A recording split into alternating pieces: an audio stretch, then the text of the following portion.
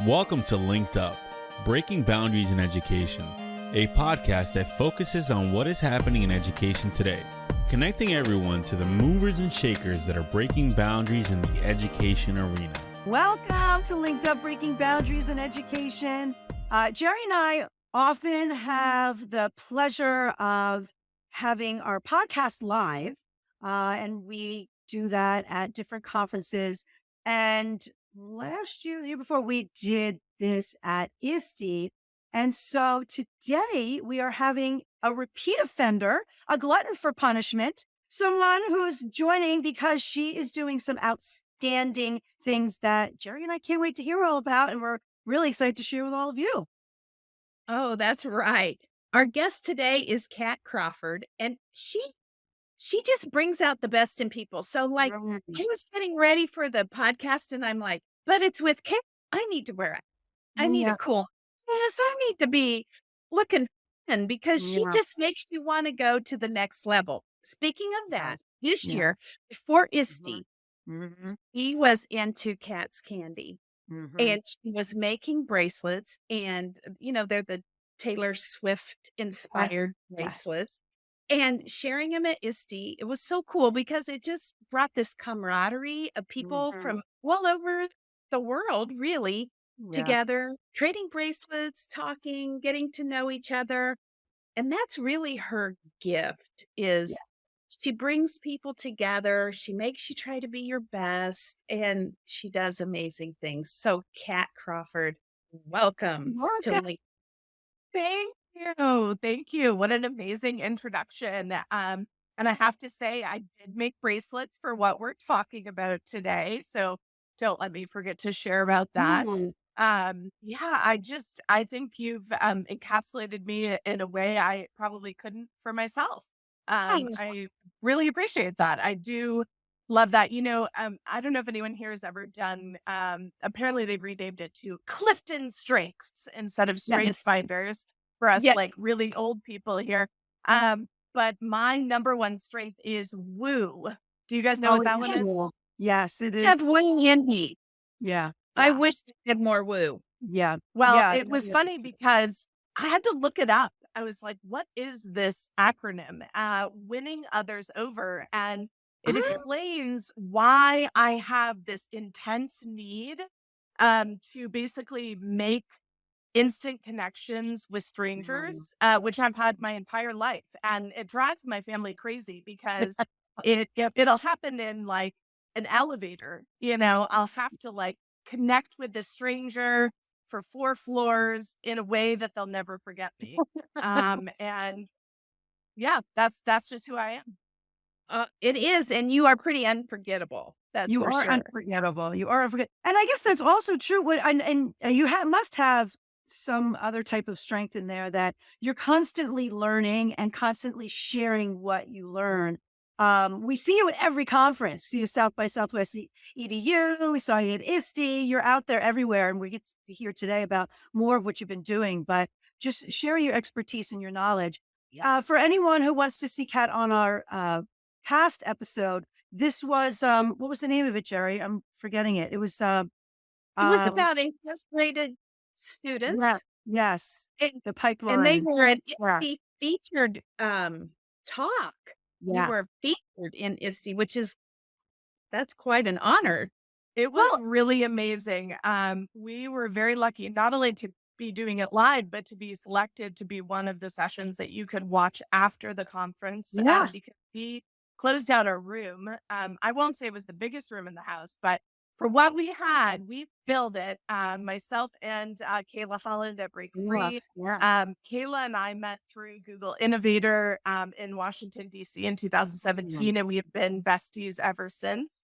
And that was a real introduction to our work from the students' perspective. And I think that really shaped how people felt about it. Because you can come as an adult and talk about what you do, but until you hear it from the client, the students themselves, you really have no idea the impacts that you're truly making. That was fantastic. And it was really a great joy to have you on for that episode. and again, if people can go back and watch it, we'll put the number up. But Sure. yeah.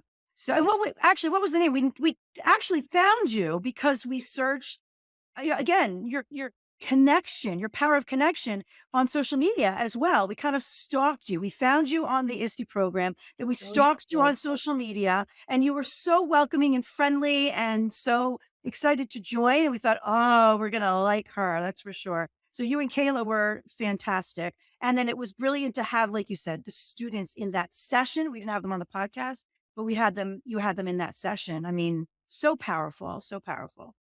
Thank you, Yes. Jamie. Yeah. And then this year at ISTE, Yeah. Kat was over the moon that she had been to she had received a Google award and had been to a reception that she said was incredible. Tell us about this award and this Yeah. reception.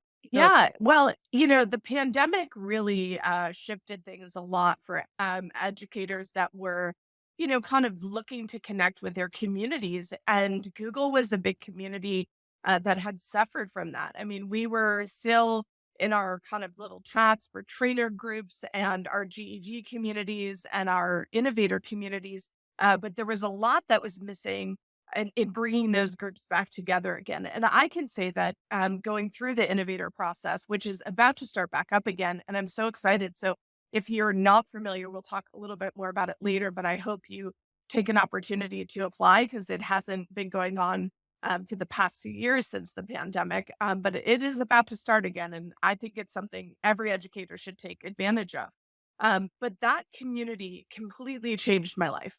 It absolutely affirmed some things about who I am as a person, as a professional. And then it collectively built this community around me that just supported everything that I wanted to learn and share as I was growing personally and professionally over the past few years. And so there was an event that they had at ISTE where they brought that community back together again. And they included some additional folks. So they had trainers, innovators, and coaches all in one room. And they did this amazing event where they launched this new level called the Google Champions. And it was done at ISTE because Google and ISTE have been working together to kind of find out like, how can these champions also impact the ISTE communities, right? And so we Great. thinking more about connecting all of those communities together, I think is really beneficial. And only helps each individual conference that we go to. And so they had us sitting in chairs. Everybody had to go find their chair. And it was a big thing. Everyone's like, make sure you get a chair, make sure you get a chair, make sure you're on time, make sure you're on time. And it was an invite only event. And then underneath our chair, in a very Oprah-esque moment, everyone pulled out these big medals inside of a box. And so we had these champion necklaces that had a big medal on it. And it just really felt good to be appreciated for Mm. everything that we had been through for the past 4 years. Yeah. Gosh, that was just so much time devoted to really trying to keep ed tech afloat, school afloat, teachers from being burned out. And so to get that kind of recognition and affirmation was just so meaningful at the time. And you were there as an innovator, is that right? I was there as an innovator and a trainer. I have done all of my coaching stuff. I just keep forgetting to turn it in because I don't really work as much in a coaching capacity currently. And so um, I want to make sure that my certifications really align to like the work that I'm doing. And so to be a champion, you have to be one of three. But there are a handful of champions that are all three. And that's pretty insane to have all three of those um, different certifications. Trainer has really shifted over the years. That was my first certification. I'm also admin certified, so I can basically set up the admin side of things for Google and Chromebook integration as well. And I'd love to see more of that flown through all of the teacher side. It's so good to know how the back end works, right? Um, Right. but becoming a trainer first was pretty amazing. That process has shifted over the years, and it's much easier for teachers to become a trainer. I do have a kind of a funny story if you guys want to hear. Oh, we Yeah. do. Okay. So Love back in this. the day, to become a trainer, you had to pass like 5 tests or so. And they were in like calendar, Gmail, Right. Drive, like all of these things, right? Yeah. Have you guys ever done those tests? Yes. Yes. Yes. Mm-mm. So it's for each So one. you Yeah. did the old school test, Jamie, Yeah. right? So Yes. no. Yes. Okay. Right. Right. So I went to Region 13 here in Austin and they were having a training. It was a 2-day training. And so the first day you just like learned everything you needed to know for the test. And then the second day you like crammed in the morning and people were testing each other. And then after lunch, they started testing. And here's what happened. If you missed one test, you were out. You can't be a trainer. Wow. Oh my. So after lunch, we start test 1, half the room leaves. Test 2, 5 more people go. Test Wow. 3, 2 people are out. By the time that we get to test 4, it's just like a group of us. We're like holding hands. There's Wow. like, we're singing songs. We're like, we can do this. By the time we get to test 5, there were literally 5 of us in the room. Oh my One gosh. did Oh, not make test 5 and 4 of us got certified. oh It my. was heartbreaking to go through that process, but Yes. also you really value what you have at the end and the Sure. knowledge that you're building to train others in how to use that. Right. But I just was I've never forgotten that. They were dropping like flies. And that must have been Oh, exhausting. What was the time frame for that? nice. Oh my gosh. Wow. No, it was Intense. crazy. Yeah. Yeah. Yeah. Definitely a sense of pride afterward, I am sure. Oh Yes. my Yeah. goodness. Yeah. And so now you have become a champion, Champion. right? That is correct. And And they opened like a new event for champions this year called the Symposium. what is that? So Wow. they're hosting different symposiums all across the world. In fact, I think all but one have already happened because there's one I think happening in Japan after 2024. So that one's coming up in like March or something. But basically, you had an opportunity to apply for a single symposium Okay. and really put out why it was important for you to be at this event. And I was looking at some of the stuff last night because we were told originally you had to apply first come, first serve. Oh, And the application went out on the last day at ISTE, right before the closing keynote. So if you walked by anyone who wanted to go to the symposium, we were hidden in a corner on our My phones, God. typing, recording a video. I have a video. ISTE's in the background. We were just like, we want to go. And our whole conversation was about like, which ones do we go to? So the first one was in Singapore. And there was something about that was speaking to me.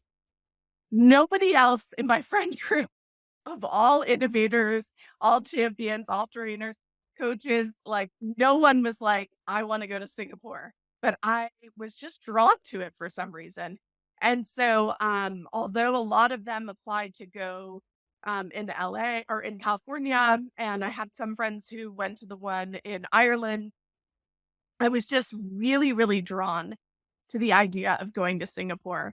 And so that's the one that I ended up applying for. And I think the big thing for me was having um, an opportunity to take a risk and go into an environment where most everyone I was going to meet was new.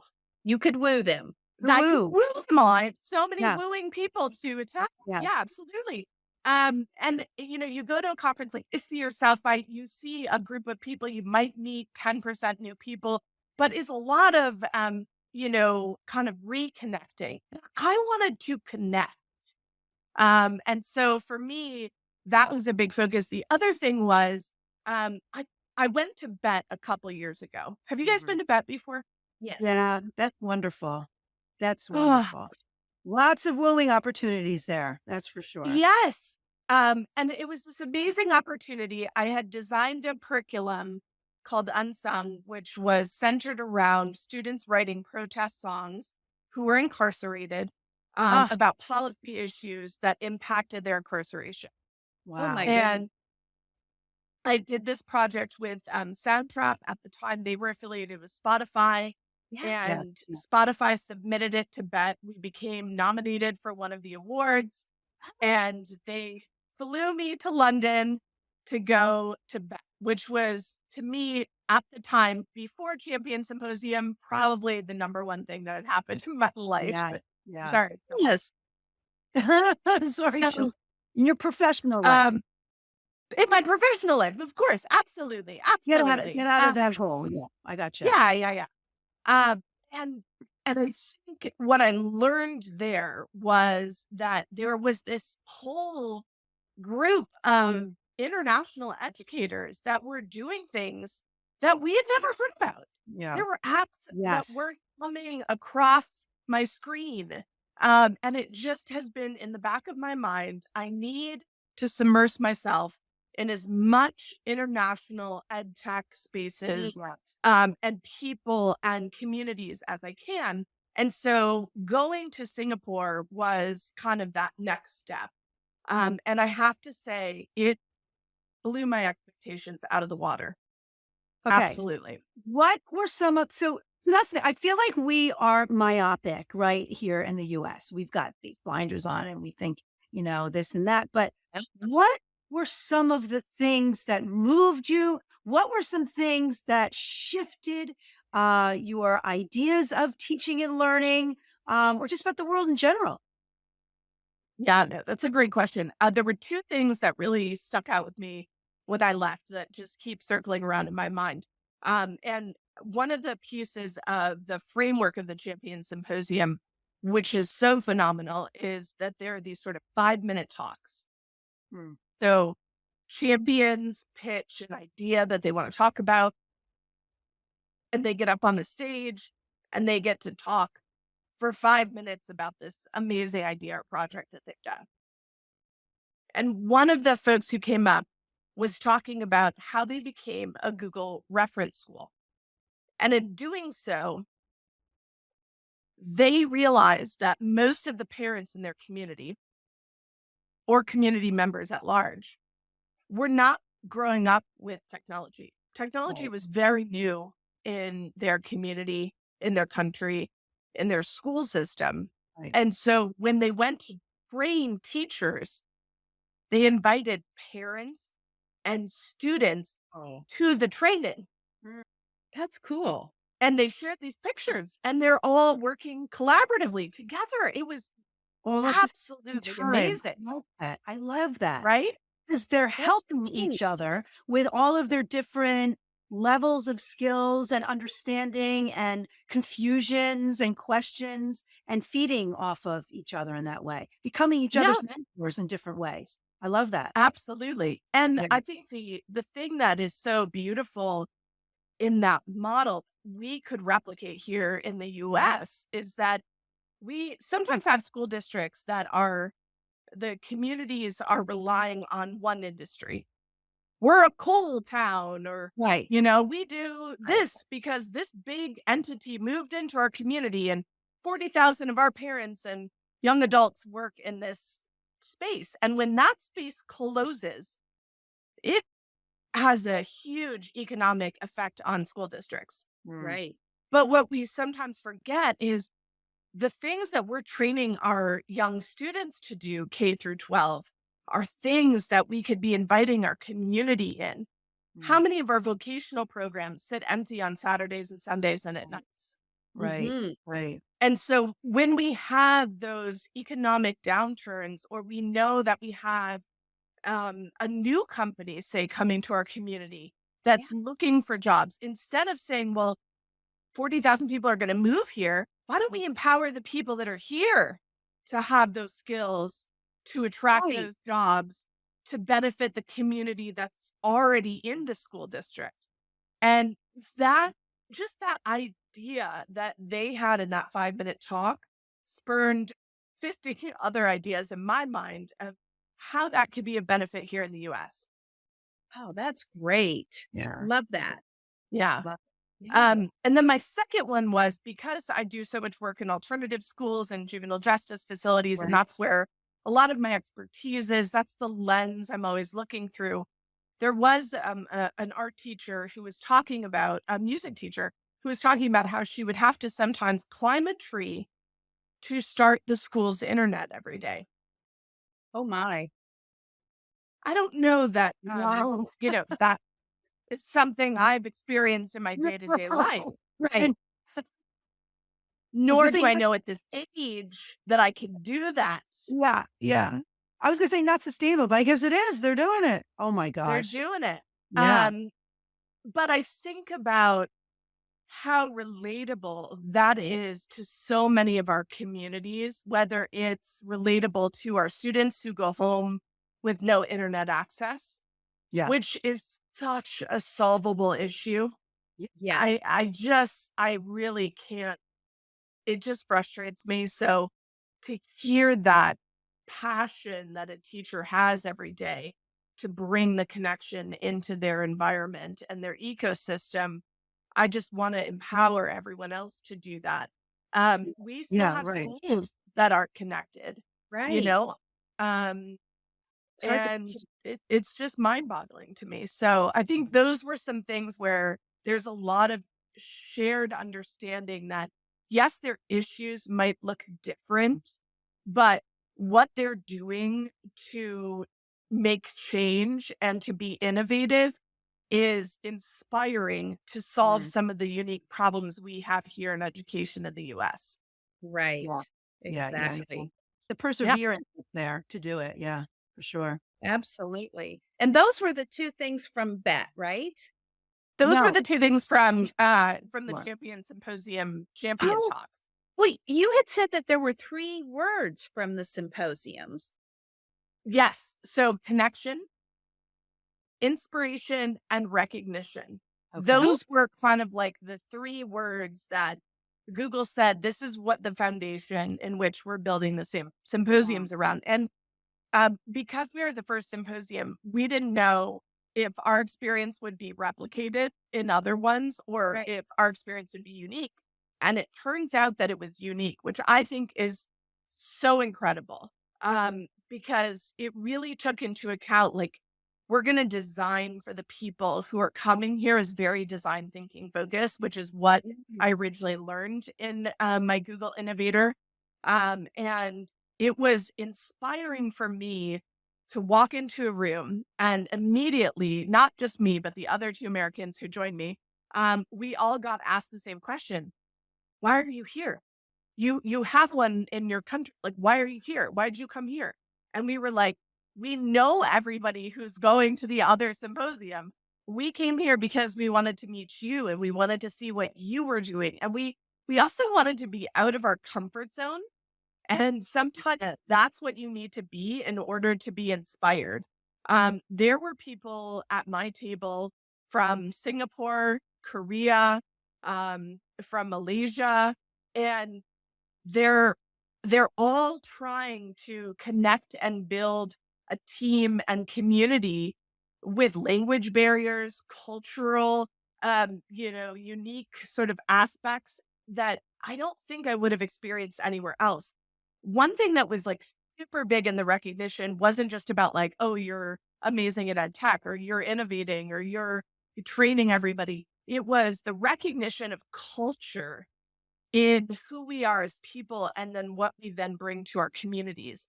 I learned so much about the different 18 countries that joined us at the symposium. And I want to share it in a quick little story. One of our activities was to go out and kind of like take a break on the beach in Singapore. And at the end of the night, where we were, they had kind of a DJ playing music, and people from the group that were dancing together were suggesting different songs. And it was probably the only time in my life that I have been in a large group of people, somewhat strangers, somewhat, familiar, dancing without a care in the world, having people show me, oh, like this is a dance from my country, or this is like our most popular song, or try this with your hands, or do this with your feet. and feeling like nobody is videotaping me or shaming me or saying like, oh, that's not right, or that'll never fly on TikTok. It was just this space of like, come be a part of who I am and then share a part of who you are. And then let's learn who this person is. I can't describe it to you because I never have been in a space like that before. So wonderful. That's incredible. That Yeah. is incredible. Did you Yes. mention how many people did you say? We had just under 100 Okay. in the room. Yeah, it was pretty funny. So at the time, I was a redhead, and so were the other two Americans, and we're all really, really pale. And so at one point, somebody asked me, "Do all Americans look like you guys?" And we're like, "No, actually, this is not what you want to look like in America at all. Oh, This is not, no." And they were like, "But your pale skin, it's so amazing. Like, it's so pale." And I was like, "Nobody in America wants pale skin." And they were laughing so hard. They're like, "It's so funny how different it is." Like someone was telling us like in the Philippines, like we would get discounts on stuff because we were so pale. And I was like, "Really?" Like I was like, "Yeah, no, we're not appreciated at all in the US. Yeah, at all. Redheads who are pale, not at all."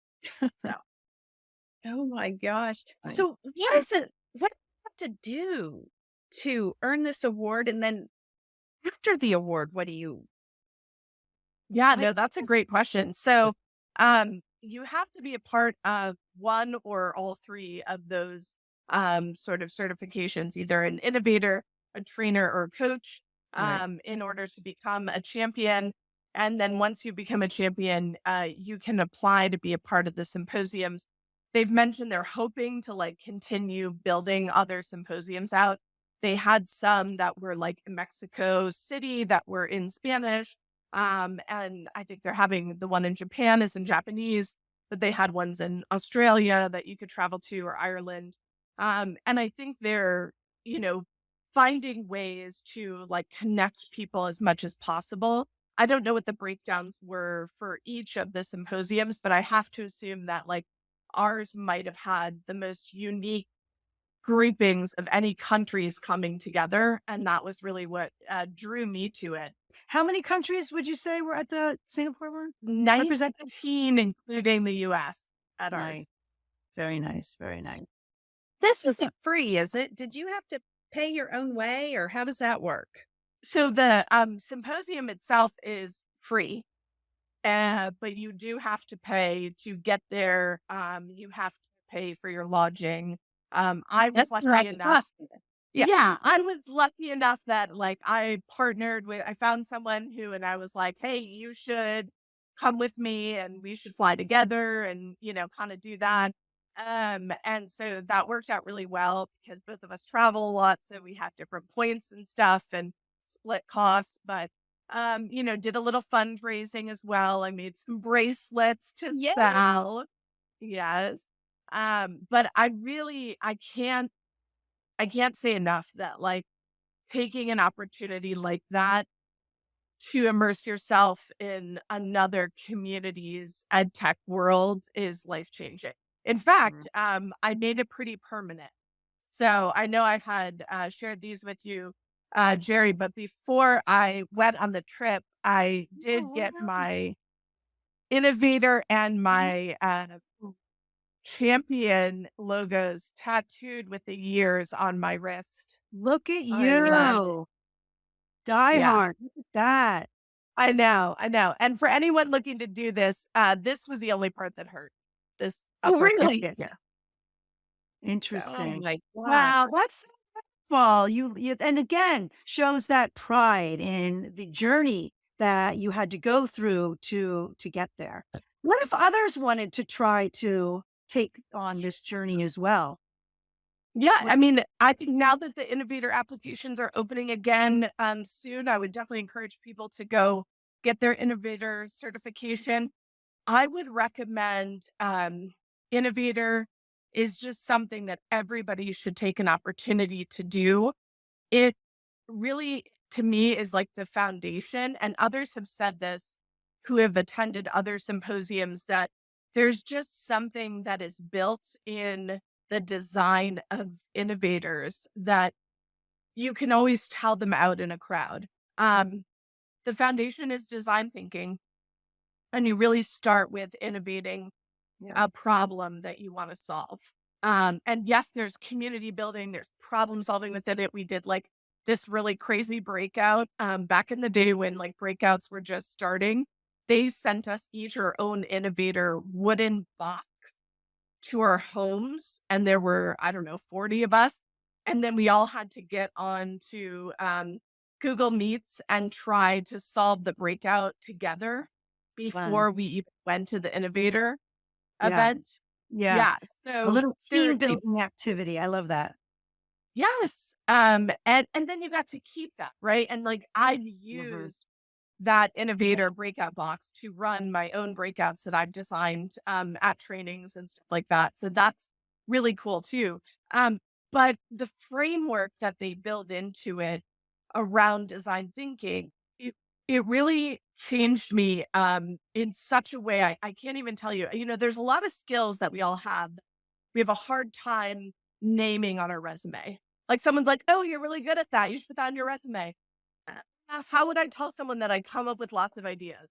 Right. Right. Right. Right. Or that I'm like really good at coming up and figuring out different solutions for problems or identifying problems or having focus groups with people to identify their needs and wants. Like those types of things, I didn't really have a name for them. But they were kind of like inherent skills that I was really passionate about. And so going through that and then staying a part of that community and watching people's ideas take shape and go out into the world and create just incredible solutions to problems. It's just been amazing. The opportunities that people have had and the growth within our community. I would love to chart out. Here's where everyone was professionally when they started as an innovator. And 5 years out, here's where they are. Because Yeah. I can't even tell you, everybody has shifted and grown professionally in ways that has to be attributed to that experience. That's amazing. That is so wonderful. I used to take on different types of, well, to be a part of different types of experiences like that, but earlier in my career, and I feel like I haven't so much as of late. And you're really, really inspiring me to take on something like this again. And then, what are the prerequisites as well? Besides, so you Yeah. have So certifications, right? yeah, so you definitely want to have to get your level 1 and level 2 Right. Google certification to become a trainer now. Right. And then your coach certification is a process. I highly recommend the curriculum. I've loved the curriculum. In fact, the global head of education for Google, Jenny McGura, wrote the book that the curriculum is based on, and she really helped kind of bring that coaching curriculum to life. And it's phenomenal. A lot of the activities and frameworks that are built into that curriculum are things that I use, even in the work that I do that's not coaching, you know? So Sure. I think, take advantage of one or all of those opportunities. I really want to highlight Innovator because I think you can always tell when someone has been through that program. The output is just phenomenal, and the outcomes in life are just incredible. And then from there, once they open up the symposiums for hopefully next year, then going in and making an application. And the application wasn't very hard.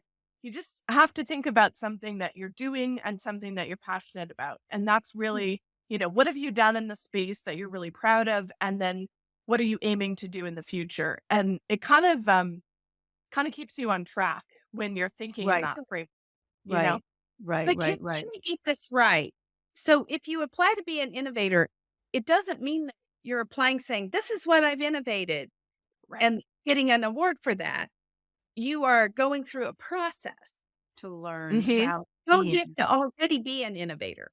Right. So, when you go, like when I applied to Innovator, and I'm sure it will adjust and evolve. So, I mean, it was 2017. I know the original teacher academies, which were the original innovators, have evolved into the innovators.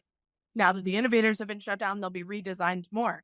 So you're going to see that, that change going over and over again.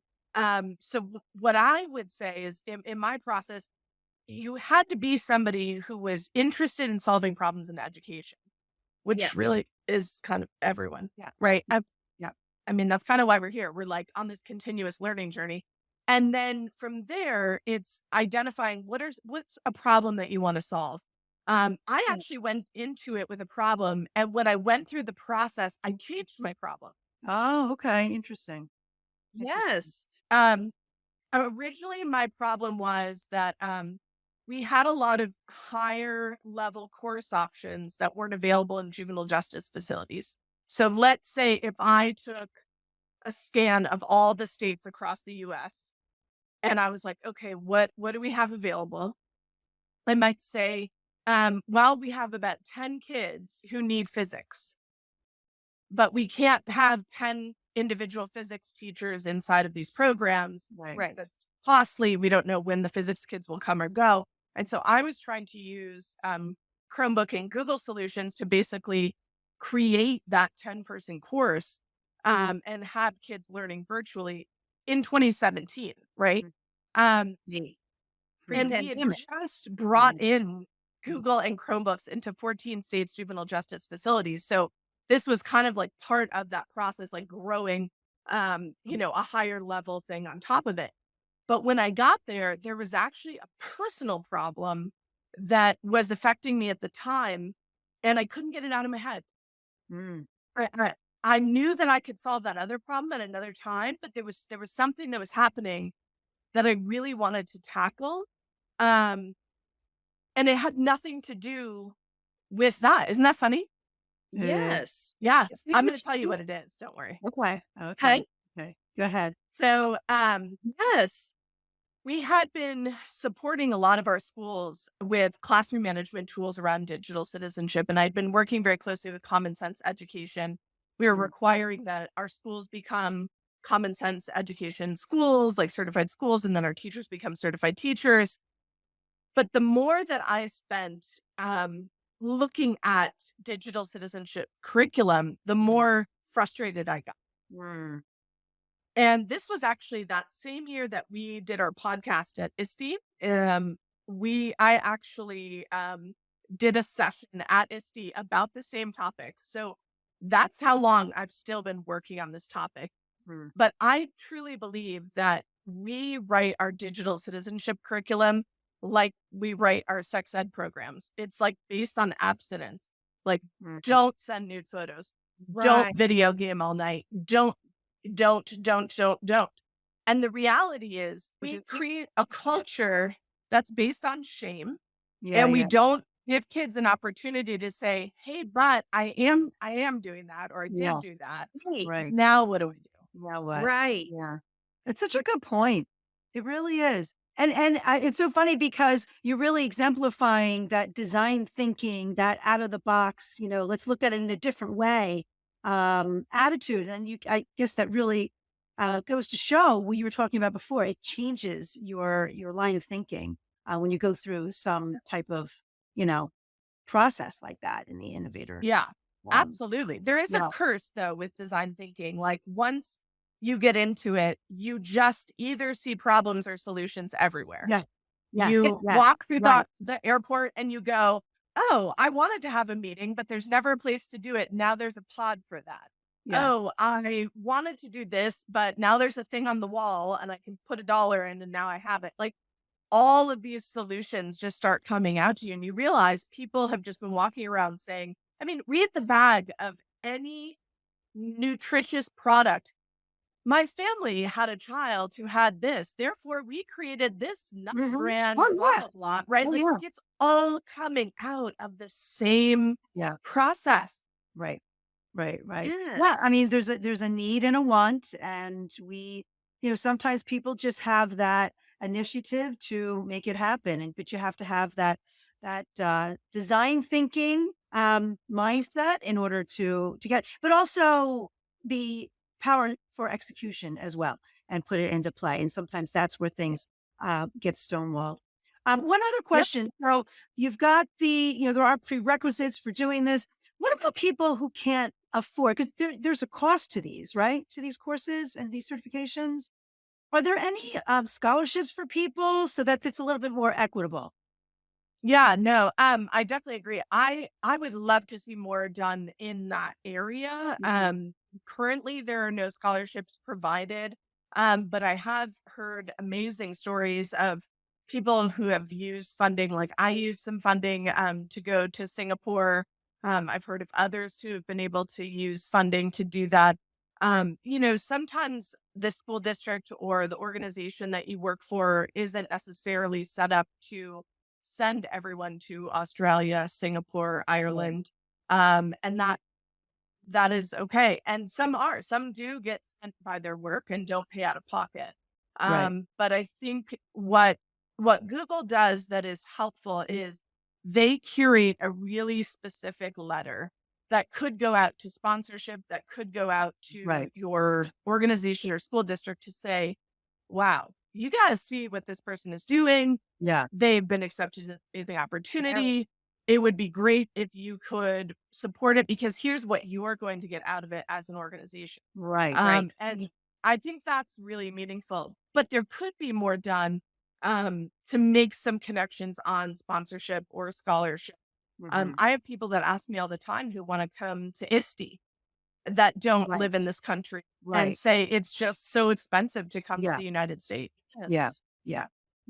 No, right. I know those are our problems that need to be solved also. And there are ways, there are things out there like you mentioned, some of the different issues that I've done. I've had, corporate sponsors for them when I was early in my teaching. So, they're out there and I think you hit the nail on the head.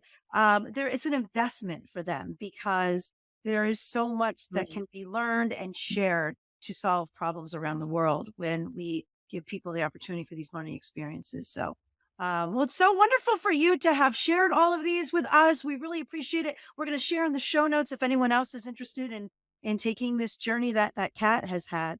And we'll also share all of your contact information in case people have questions, because I know you're going to be very interested in convincing them to do so with your group. Interested in convincing them, becoming their best friend, whatever they need. They are more than welcome to reach out to a WOO. 3% of the world has one on Clifton Strengths as a WOO. Is it only 3%? Wow, I didn't know that. I think a lot of people are thankful that it's 3%. I'm just going to be honest. You're right. We couldn't have too many wooers. That's true. But that's interesting. That's their number one. And that is your number one. That's my number one. Yeah. Wow, okay. It is my number one. And I will say the other thing that I've included in sharing with you guys is this video that has a bunch of pictures on YouTube of the experience of being in Singapore. Great. I also, one of our tasks was to create a new song while we were there for our team. And so you might hear my group and I singing a rendition from The Little Mermaid that we rewrote about Google on that video. So with your red hair. And then it was funny. Someone ran out, and in between being at the symposium and going to the beach, they got a mermaid tail. And then they had me put it on at the beach, and people took pictures with me. Of course. Oh my gosh. Well, of course. 100%. I know. I love it. So looking forward to seeing those pictures too. So you gave us those links. So we'll be able to include all of those in the show notes then. Fun. Yes. Very fun. I also want to we should also try to include the link to a really cute picture of the two of you at ISTE with your bracelets. I love that too. Oh, yes. Yes. Yeah, I love that. We'll show that. We'll show that right now. Yeah. All right. Good stuff. Oh, well, thank you so much, Kat. This was absolutely delightful. Awesome. It was great to see you all again. And I can't wait to share the next adventure. Yeah, we'll see you on the second. You can't wait. Yeah, we'll see you at South by Southwest next. Yep. Yes, we will.